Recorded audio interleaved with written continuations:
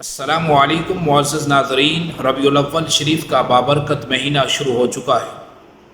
یہ وہ عظیم مہینہ ہے جس میں ہمارے نبی صلی اللہ تعالی علیہ وسلم کی ولادت باسعادت ہوئی۔ آپ علیہ الصلاۃ والسلام اس کائنات میں تشریف لائے۔ اللہ تعالیٰ نے اس ماہ ربیع الاول کو یہ شرف عطا فرمایا کہ اس بابرکت مہینے میں حضور علیہ الصلاۃ والسلام کی ولادت باسعادت ہوئی۔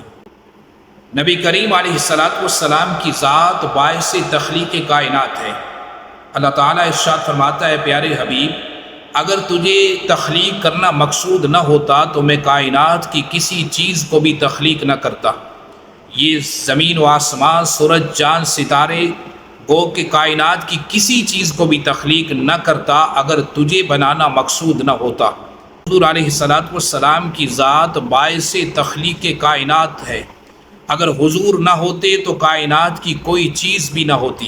نبی کریم علیہ الصلاۃ والسلام کی ولادت باسعادت جب ہوئی، ابو لہب جو کہ حضور علیہ الصلاۃ والسلام کا چچا ہے رشتے میں، لیکن چونکہ اس نے اسلام قبول نہیں کیا، یہ ہدایت کی طرف نہیں آیا اور اسی کفر اور بدبختی پر اسے موت آئی، اور ابو لہب نے بھی حضور علیہ الصلاۃ والسلام کی آمد پر خوشی کا اظہار فرمایا تھا۔ جب حضور علیہ الصلاۃ والسلام کی ولادت باسعادت ہوئی تو ابو لہب کی لونڈی خادمہ دوڑتی ہوئی ابو لہب کے پاس گئی اور جا کر ابو لہب سے کہا کہ تیرے بھائی عبداللہ کے گھر بیٹا پیدا ہوا، کیونکہ حضرت عبداللہ رضی اللہ تعالی عنہ حضور علیہ الصلاۃ والسلام کے والد گرامی کا انتقال پہلے ہو چکا تھا۔ حضور علیہ الصلاۃ والسلام کی ولادت باسعادت سے پہلے ہی آپ دنیا سے پردہ فرما گئے تھے۔ ابو لہب نے جب یہ سنا کہ میرے بھائی عبداللہ کے گھر بیٹا پیدا ہوا تو اس نے اپنے بھتیجے کی خوشی منائی۔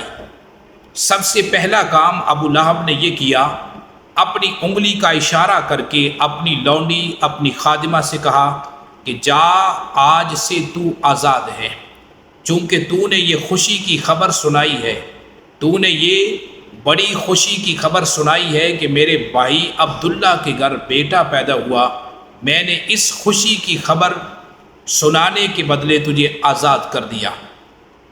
اب ابو لہب نے خوشی کا اظہار اس لیے نہیں کیا تھا کہ آپ علیہ الصلاۃ والسلام اللہ کے نبی بن کر تشریف لائے۔ ابو لہب نے تو صرف اپنا بھتیجا پیدا ہونے کی خوشی منائی تھی۔ اسے معلوم نہیں تھا کہ آپ اللہ کے نبی ہیں، اللہ کے حبیب ہیں، آخری نبی ہیں، آپ ایک دین اسلام لے کر تشریف لائیں گے، سچا دین لے کر آئیں گے۔ ابو لہب کو اس بات کی خبر نہیں تھی، اس نے فقط اپنا بھتیجا ہونے کی خوشی منائی۔ تو اس کے بدلے میں اللہ تعالیٰ نے ابو لہب کو بھی انعام عطا فرمایا۔ ابو لہب کو کیا انعام ملا؟ ابو لہب جب دنیا سے رخصت ہو گیا، جب دنیا سے فوت ہو گیا، مر گیا، اس کے بعد کسی نے دیکھا خواب میں اور ابو لہب سے پوچھا کہ اے ابو لہب، یہ بتا، ساری زندگی تو اسلام کا دشمن رہا اور اسلام قبول نہیں کیا، تو یہ بتا کہ تیرے ساتھ اللہ تعالیٰ نے کیا معاملہ فرمایا؟ ابو لہب نے کہا، میں سخت عذاب میں مبتلا ہوں، شدید ترین دردناک عذاب میں مبتلا ہوں، لیکن اللہ تعالیٰ نے مجھے ایک یہ آسانی عطا فرمائی ہے کہ جب بھی پیر کا دن آتا ہے، یعنی سوموار کا دن آتا ہے، تو اللہ تعالیٰ مجھے اس انگلی میں سے پانی عطا کرتا ہے۔ میں یہ انگلی اپنے منہ میں رکھتا ہوں اور پیاس کی شدت میں مجھے اس انگلی سے پانی ملتا ہے اور میں اپنی پیاس بجھاتا ہوں۔ تو پوچھا گیا کہ یہ پیر کے دن تجھے اس انگلی سے پانی کیوں دیا جاتا ہے؟ تو کہنے لگا، شاید اس لیے چونکہ پیر کا دن تھا جب محمد صلی اللہ علیہ وسلم کی ولادت ہوئی، پیدائش ہوئی، اور میری لونڈی نے، میری خادمہ نے مجھے آ کر یہ خوشخبری سنائی، تو میں نے اس خوشی میں اس انگلی کا اشارہ کر کے اسے آزاد کیا تھا کہ جا، آج سے تو آزاد ہے۔ تو اللہ تعالیٰ نے اس خوشی کا اظہار کرنے پہ اللہ تعالیٰ مجھے یہ انعام عطا فرماتا ہے کہ جب پیر کا دن آتا ہے تو مجھے اس انگلی سے سیراب کیا جاتا ہے، مجھے اس انگلی سے پانی دیا جاتا ہے اور میں پی کر اپنی پیاس بجھاتا ہوں۔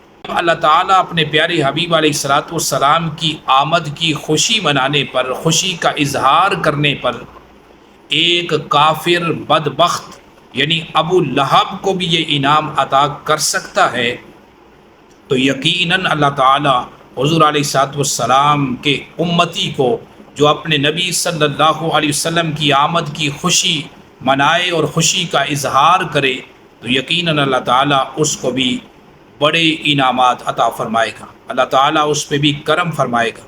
لیکن خوشی کا اظہار شریعت کے دائرے کے اندر رہ کر منایا جائے، اور کوئی ایسا غیر شرعی اور ناجائز کام نہ کیا جائے جس کی شریعت میں ممانعت ہے اور جو شریعت میں حرام و ناجائز ہے۔ حضور علیہ الصلاۃ والسلام کی آمد کی خوشی ہر ایک کو منانی چاہیے، چونکہ ہم حضور علیہ الصلاۃ والسلام کے امتی ہیں، اور نبی کریم علیہ الصلاۃ والسلام کی نسبت کے صدقے ہی اللہ تعالیٰ نے ہمیں یہ سب کچھ عطا فرمایا ہے۔ ہماری ایک ایک سانس حضور علیہ الصلاۃ والسلام کی ذات پہ قربان جائے۔ نبی کریم علیہ الصلاۃ والسلام کی محبت ہی اصل ایمان ہے، اور جس دل میں حضور کی محبت نہیں وہ دل ایمان سے خالی ہے۔ حضور علیہ الصلاۃ والسلام کی آمد کی خوشی کا اظہار ضرور کیجیے، لیکن شریعت کی حدود میں رہ کر، اور ناجائز و حرام کام سے بچیے، اور جائز طریقے سے جو بھی خوشی کا اظہار کر سکتے ہیں وہ کریں۔ انشاءاللہ اللہ تعالیٰ اس پہ اجر بھی عطا فرمائے گا اور بے شمار انعامات بھی عطا فرمائے گا۔